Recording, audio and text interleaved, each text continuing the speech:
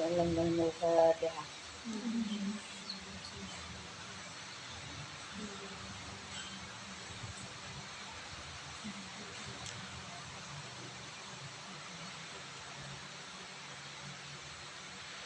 Bismillahirrahmanirrahim.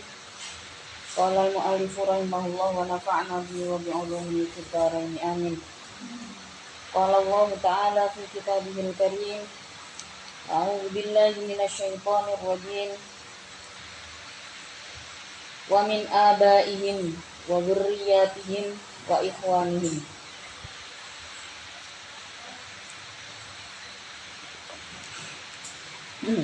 Oke, sampai niku.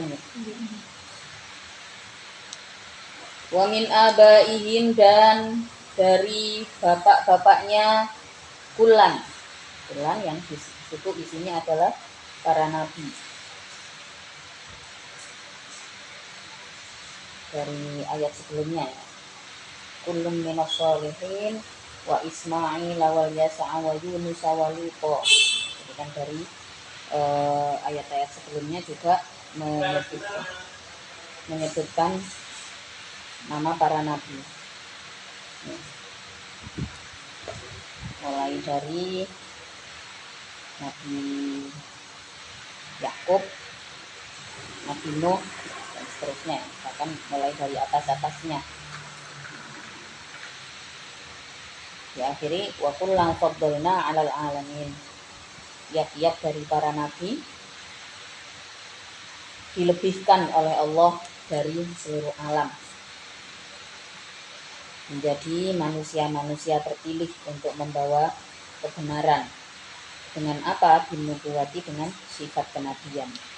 Berikutnya, wa min abaihim, dan dari bapak-bapaknya kulan, wa dzurriyyatihim, dan keturunannya kulan, wa ikhwanihim, dan saudara-saudaranya kulan. Adapun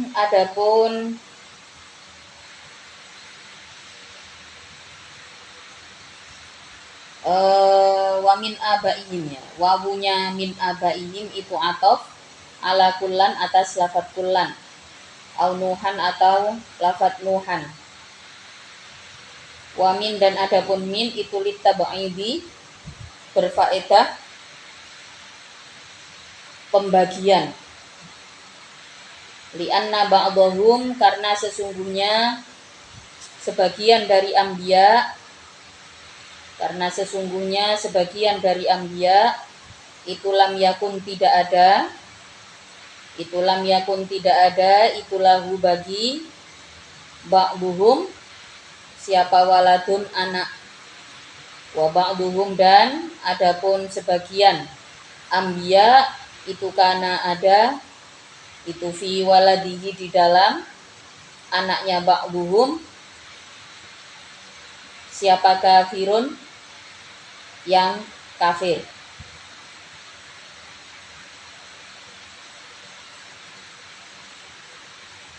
Wajtabaina, dan memilih aku Allah ya yang dimaksud di sini. Wa min abaihim wa dzurriyyatihim wa ikhwanihim, wajtabaina, dan memilih aku hum pada anbiya. Ikhtarna artinya memilih aku, hum pada anbiya, wahadaina, dan menunjukkan atau memberi petunjuk aku, hum pada anbiya, ila siratin, pada jalan mustaqimin, yang lurus. Dzalika, adapun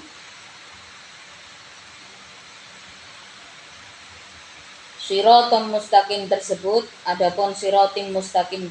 itu ad-dinu, agama. Alladzi hudu, yang ditunjukkan siapa anbiya, ilaihi, terhadap ad-din. Mereka adalah orang-orang yang kupilih untuk menjadi nabi, diberikan petunjuk pada jalan yang lurus. Apa yang dimaksudkan di sini? Ad-dinu adalah tatanan agama. Dzalika, adapun siratim mustaqim tersebut itu hudallahi, petunjuk Allah, yahdi, yang menunjukkan siapa Allah, bihi dengan huda, man pada orang, yasha'u yang menghendaki siapa Allah, min ibadihi dari hamba Allah.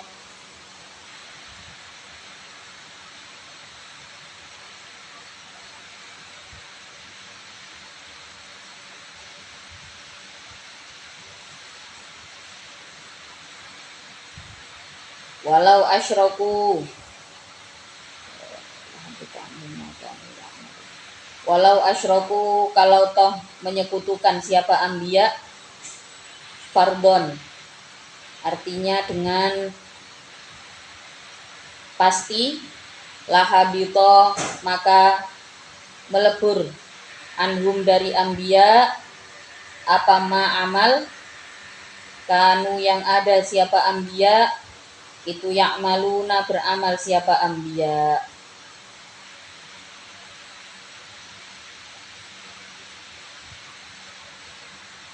Ulaika adapun anbiya itu alladzina orang-orang, ataina yang mendatangkan aku, hum pada alladzin alkitabah pada kitab suci, pada kitab-kitab. Alkitab itu kalimatnya mufrad ya, bimakna al-kutubi dengan maknanya al-kutub. Jadi kalimatnya ataina humul kitab, tapi yang dimaksud di situ adalah al-kutub atau kitab-kitab suci. Jadi istilahnya apa? Mencukupkan dengan kalimat yang mufrad ya, karena di situ khobarnya ulaik atau subjek daripada berita tersebut ya. Ulaikal ladzina atainahumul kitab, subjeknya sudah berbentuk jamak yaitu alladzina, isim mausul berupa lafaz alladzina. Nah, jadi alkitab dikeluarkan atau dilontarkan dengan bentuk mufrad. Ulaikal ladzina atainahumul kitab bimaknal kutubi dengan maknanya al-kutub wal hukma, dan mendatangkan aku pada hikmah. Ail hikmata, al hikmata artinya hikmah, wan nubuwata dan derajat kenabian. Fa iyakfur maka apabila kufur, apabila ingkar, biha dengan hadhihi salasah yang dimaksud di sini adalah alkitab wal hikmah wan nubuwah. Itu tiga hal yang dimaksud. Biha dengan hadhihi salasah, ai bihadhihi salasi artinya dengan tiga perkara ini, siapa yang kufur, siapa haulai ahli Makkah. Ai ahlu Makkah artinya ahli Makkah, faqad wakkalna maka benar-benar telah mewakilkan aku, biha dengan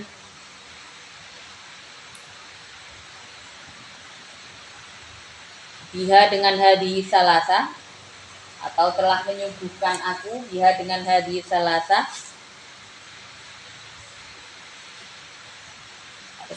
Arsyadna artinya menyuguhkan aku, laha karena hadhihi salasah, kauman pada suatu kaum, laisu yang tidak ada siapa kaum, biha dengan hadhihi salasah itu bikafirina kufur siapa kaum.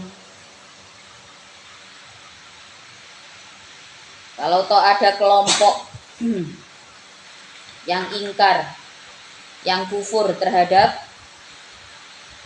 tiga hal tersebut ya, tiga hal yang berarti di sini adalah kebaikan Allah yang diturunkan kepada para nabi ya, atau hujah atau petunjuk kebenaran Allah yang dilewatkan kepada para nabi. Yang dimaksud di sini adalah kitab suci, hikmah, dan juga kenabian. Nah, kalau toh ada kelompok yang kufur, kelompok yang ingkar, dijanjikan oleh Allah, faqad wakkalna biha qauman laisu biha bikafirin, maka telah aku wakilkan Jadi di situ Allah akan siapkan orang-orang atau suatu kaum laisu biha bikafirin, yang mana kaum tersebut tidak ingkar terhadap para nabi, ya, tidak ingkar dengan agama Allah. Jadi memang ya isinya dunia seperti itu. Ketika diturunkan Rasulullah Shallallahu Alaihi Wasallam, ketika Rasulullah menemui masa kenabiannya, yang diminta oleh Rasulullah memang Rasulullah sangat menyayangi manusia.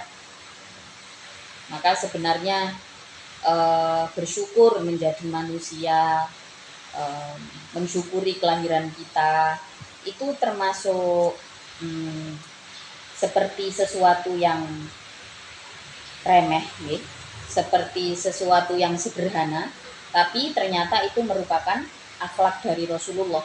Jadi ya kalau bisa kita ikuti. Kalau manusia itu mau mengikuti perilaku Rasulullah, mau mengikuti cara Rasulullah berpikir, ya, insya Allah tidak sulit menemukan kebahagiaan.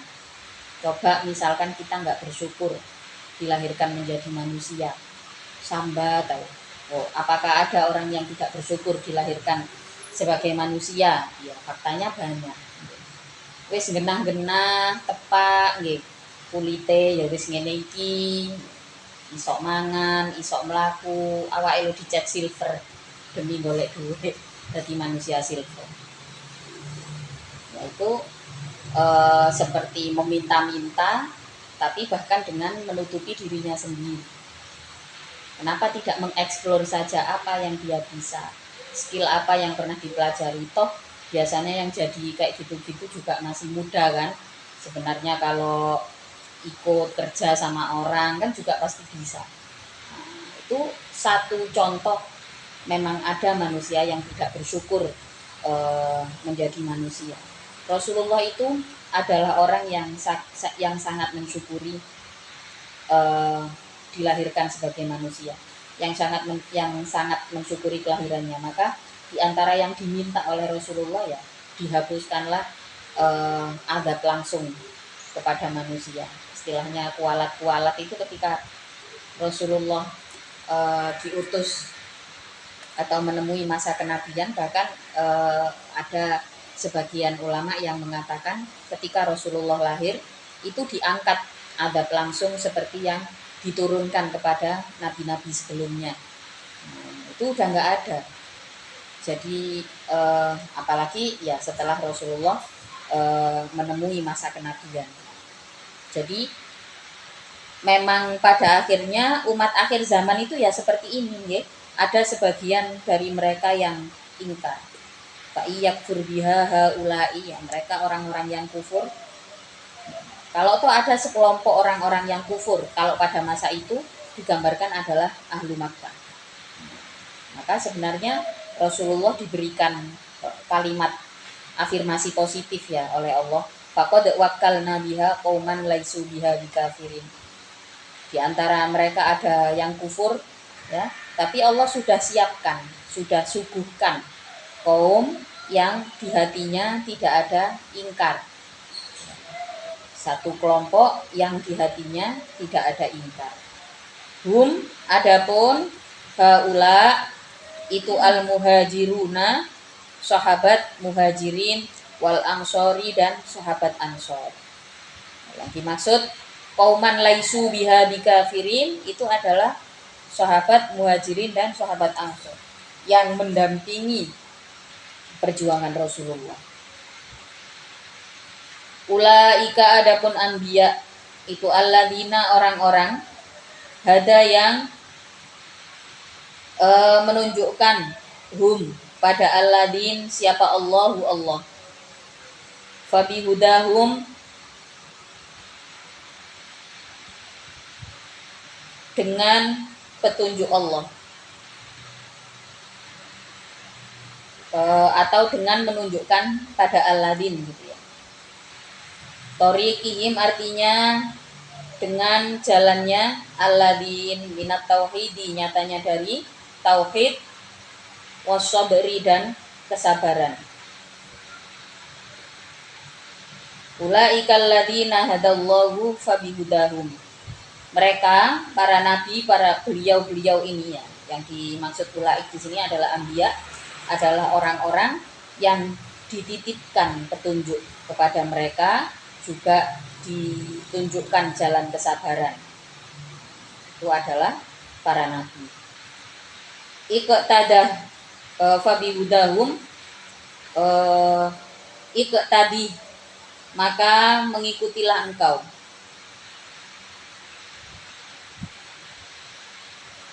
Biha is sakti, dengan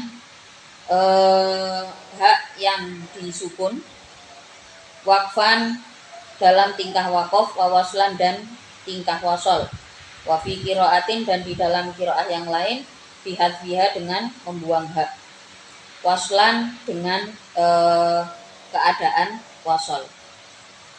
Kul, mengucapkanlah engkau li ahli Makkah, terhadap ahli Makkah, la as'alu,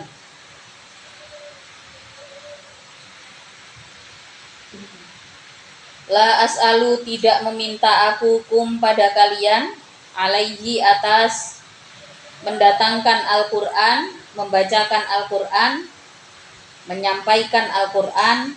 Al-Qur'ani artinya atas Al-Quran, tidak minta ajron, pada upah. Itu yang bisa memberikan kalian ni padaku, hi pada ajar, in huwa,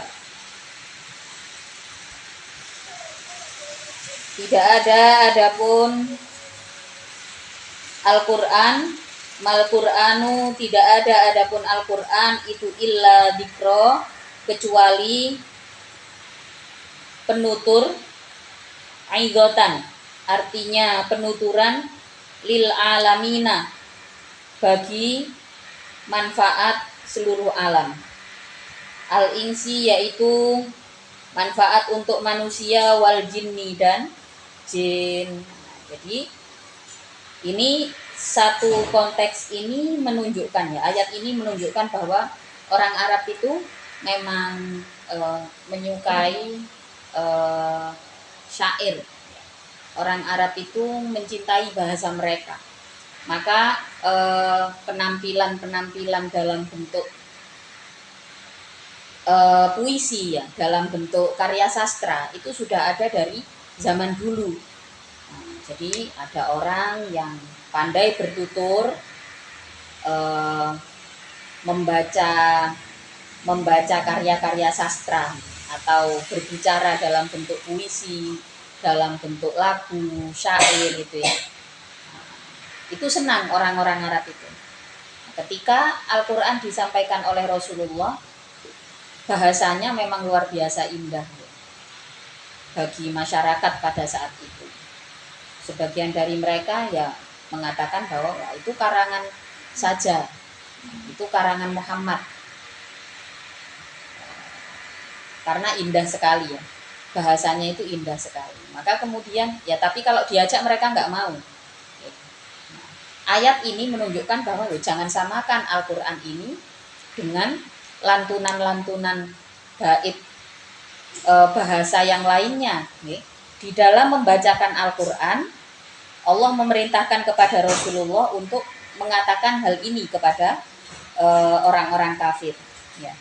Qul la as'alukum alaihi ajra. Mengucapkanlah engkau wahai Muhammad bahwa aku tidak minta pada kalian atas lantunan ayat suci Al-Quran, tidak minta apa? Ajron, tidak minta upah. Maka sebenarnya ini juga cukup menegaskan ya. Jadi tidak heran kenapa dalam Ihya juga dijelaskan mencari ma'isyah ya, atau mencari penghidupan, mencari penghasilan dari misalkan kegiatan keagamaan ya, seperti lantunan Al-Qur'an ya, atau di situ dengan dakwah, kok dibayar, ini nggak boleh pasang tarif ya. Bahkan dikatakan kalau di dalam Ihya itu termasuk termasuk sumber ma'isyah atau sumber penghidupan yang bisa dikatakan makruh. Kenapa? Karena di dalam ayat Al-Quran, dalam ayat ini juga cukup jelas dikatakan bahwa mengajak orang lain untuk meyakini kebenaran Allah, untuk meyakini kebenaran Al-Quran, itu nggak boleh minta upah. Tidak ada penarikan upah. Dan ayat ini cukup jelas kalimatnya. La as'alukum alaihi ajro. Alaihi yang isinya adalah dari lantunan Al-Quran. Bahwasanya in huwa illa dzikrolil alamin, bahwasanya Al-Quran itu dilantunkan untuk mengingatkan manfaatnya kepada seluruh alam, mengingatkan manfaatnya kepada manusia dan jin. Jadi ya sebenarnya kalau misalkan pada akhirnya ya kita mengajar kayak saya begini ya, ngajar tafsir, menyampaikan Al-Quran, nah ini harus diniatkan untuk pengabdian. Kita mengajar ya, atau misalnya suarane sampean enak terus kori ya, nang dindi ya, itu niatkan pengabdian. Ya kalau bisa jangan kayak orang sekarang ya ngejob, ngisi kori aku gek kono. Jadi ya gimana ya, tapi itu sudah fenomena, mau gimana lagi. Nah, sebenarnya kalau ulama-ulama salaf itu cukup tegas nih. Bahkan dulu nggak usah ulama salaf, Abi aja juga dalam menyampaikan hal ini cukup tegas gitu, bahwa mendulang rizki dari kita menjadikan kegiatan menyampaikan Al-Quran itu untuk dibayar, itu makruh. Maka kalau memang ada tugas seperti itu, juga ada bakatnya misalkan, ini kan berarti blessing ya, ini anugerah maksudnya. Itu ya gifted dari Allah gitu, anugerah dari Allah. Ya kita syukuri, ya. Kita syukuri, kita nikmati sendiri. Kalau ada orang yang ngajak, kita niatkan sebagai pengabdian. Ya. Kalau mau kaya ya jangan dengan menjual ayat suci Al-Quran. Ini nggak boleh, dan ayat ini cukup jelas. Di dalam ayat ini cukup jelas dikatakan secinta apapun masyarakat Makkah pada saat itu, karena orang Arab memang suka sekali dengan dengan keindahan bahasanya, dengan keindahan sastra itu memang suka. Memang bangsa Arab ini diciptakan unggul dalam segala hal. Jadi di saat Rasulullah menyampaikan Al-Quran kemudian dituduh, oh ya itu seperti karya sastra lainnya, itu seperti bait puisi atau lagu-lagu lainnya, sama saja dinilai seperti itu oleh orang-orang oleh ahlu Makkah ya. Maka Allah tegaskan dalam ayat ini, katakan kepada mereka bahwa lantunan Al-Quran ini tidak membutuhkan upah. Ini disampaikan bukan untuk mencari upah. Mudah-mudahan kita semua diselamatkan ya dari perilaku yang seperti itu. Apakah itu haram? Enggak haram. Nah, tapi niatnya harus dibenarkan. Karena di Al-Quran ya cukup tegas penyampaiannya bahwa lantunan ayat suci Al-Quran itu kita nggak boleh nagih upah, nggak boleh dikasih upah. Kalau dikasih nggak apa-apa ya. Kalau sampai ngarani, misalnya jadi ustadzah sopo, terus baca ayat suci Al-Quran atau ceramah gitu ya, ada tarifnya untuk penginapan dan transportasi berapa puluh juta. Ya kalau sudah seperti itu, wallahu a'lam ya, nggak tahu lagi sudah. Meskipun itu sudah menjadi fenomena ya, yang penting samin jangan ikut-ikut lah. Kalau pengen kaya ya usaha aja. Kita ikuti sunnah Rasul ya. Kita usaha, kita berdagang, atau bahkan kita ikut dulu kerja sama orang. Kita niatkan itu untuk mengumpulkan rizki yang halal, untuk menjemput rizki Allah dengan dengan bekerja, dengan bekerja. Kalau mengajar agama atau melantunkan ayat Al-Quran, ngajar Al-Quran itu sifatnya untuk pengabdian. Ya kalau pengabdian jangan dijadikan penghasilan, kan gitu mestinya.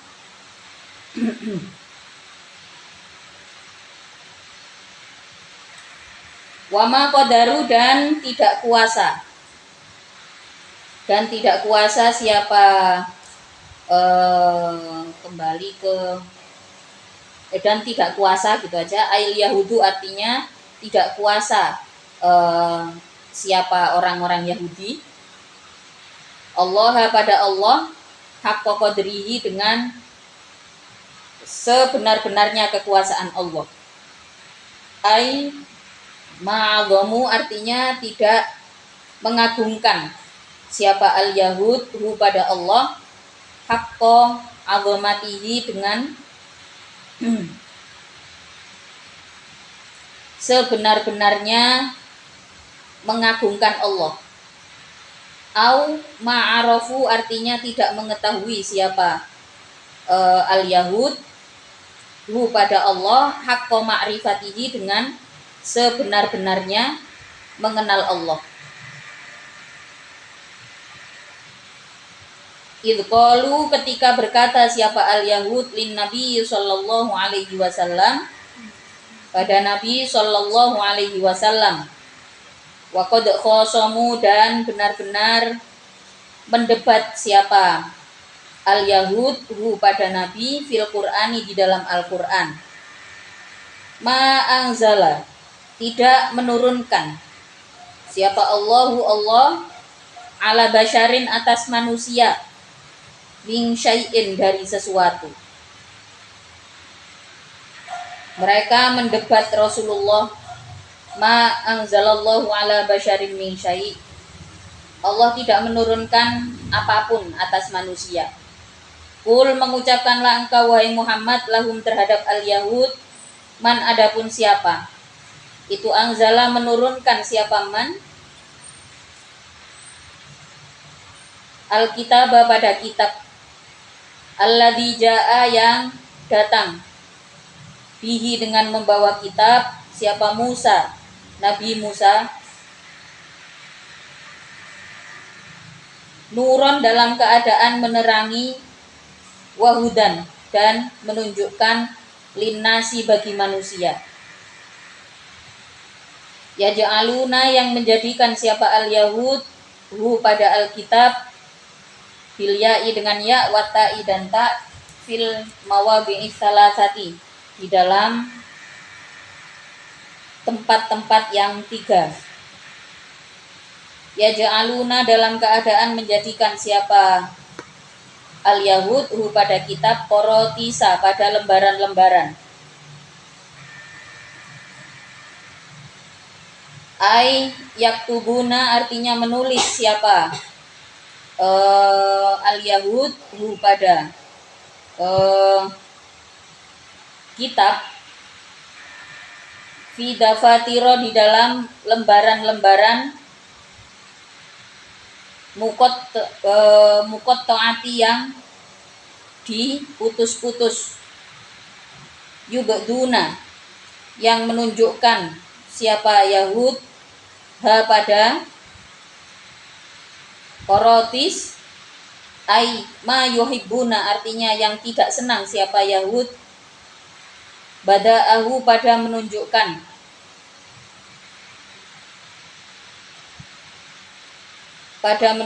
ma minha dari korotis wa yukhfuna dan menyamarkan siapa Yahud kathiron pada tulisan yang banyak.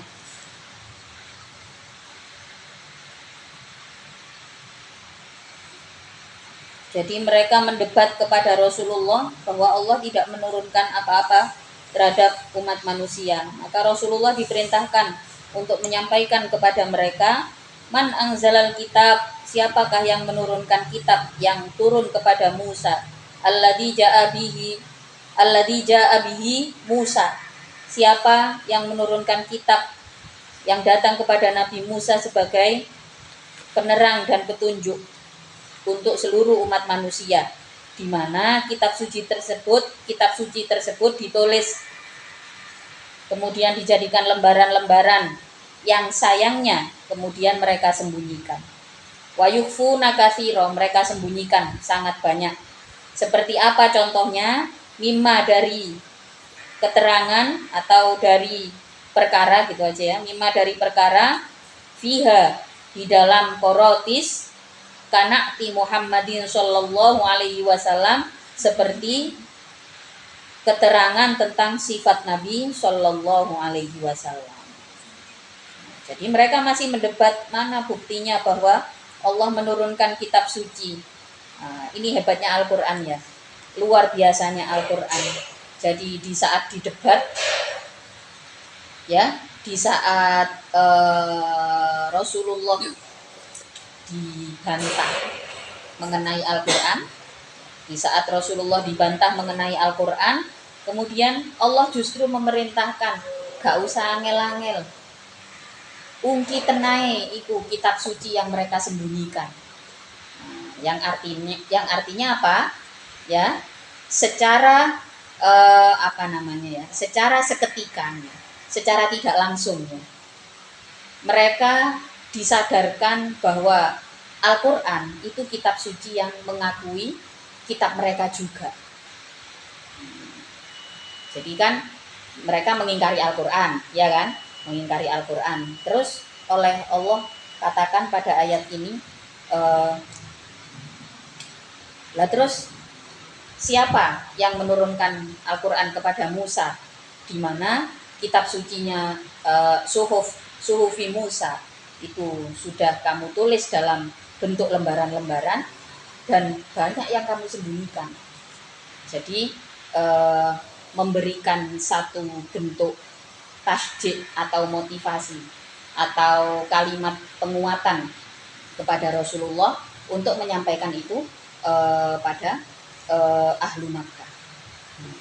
Dan pada kalimat tersebut cukup menunjukkan bahwa loh, kok nggak percaya bahwa Allah menurunkan kitab suci? Kalau yang kamu sembunyikan, lah terus untuk apa kamu sampai sembunyikan apa yang kamu percayai? Padahal Al-Quran ini juga mengakui apa yang sedang kamu sembunyikan.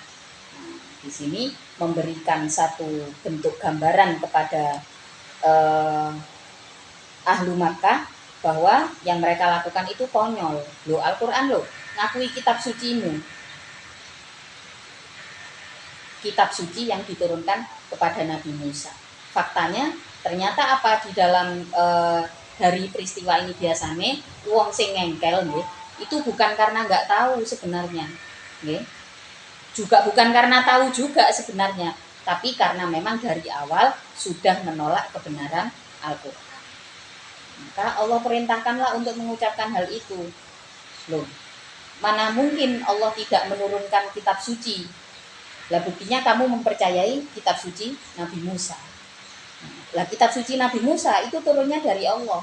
Kitab suci yang oleh nenek moyangmu itu sudah dipisah-pisah menjadi lembaran-lembaran, okay, dan disembunyikan. Maka kemudian ini memberikan satu bentuk apa namanya pemikiran, cek gak iso ngengkel maneh. Cek gak iso ngengkel maneh. Setidaknya ya mereka akan diam.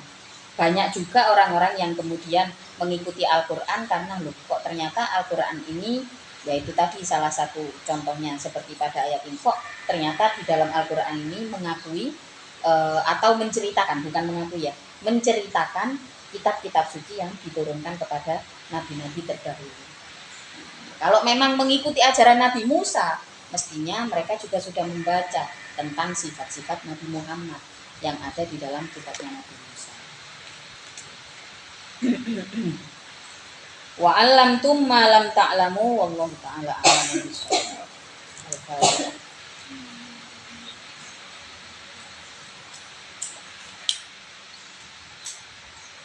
Itu hanya Mbak. Kok Mbak Nenek? Suwun.